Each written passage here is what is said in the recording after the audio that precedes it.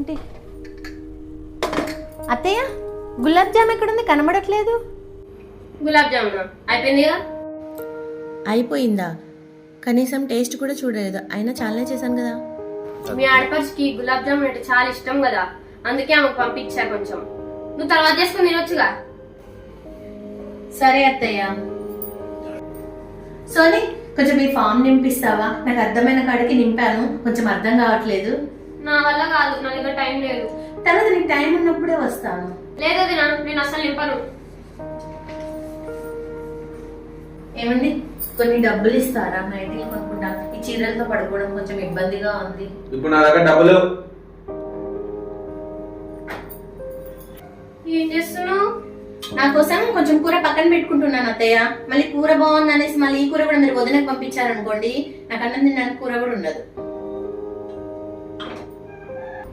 వదినా, ఇలా అరేంజ్ చేసివా? ఆగు సోని, నీ బట్టలు నువ్వే ఐరన్ చేసుకో. అదేందో వదినా కొత్తగా మాట్లాడుతున్నావు. అంతే కదా, చప్పట్లు ఒక్క చేతితో మోగవు కదా. నువ్వు నాకు హెల్ప్ చేస్తే నేను నీకు హెల్ప్ చేస్తాను. ఎంతసేపు మీరు నా వాళ్ళు అని నేను అనుకోవడమే గాని మీరైతే నేను మీ దాన్నని ఎప్పుడు అనుకోలేదు. నా గురించి ఆలోచించలేదు. మరి నేనెందుకు మీ గురించి ఆలోచించాలి? మీ ప్రవర్తనను బట్టే కదా నా ప్రవర్తన ఉంటుంది.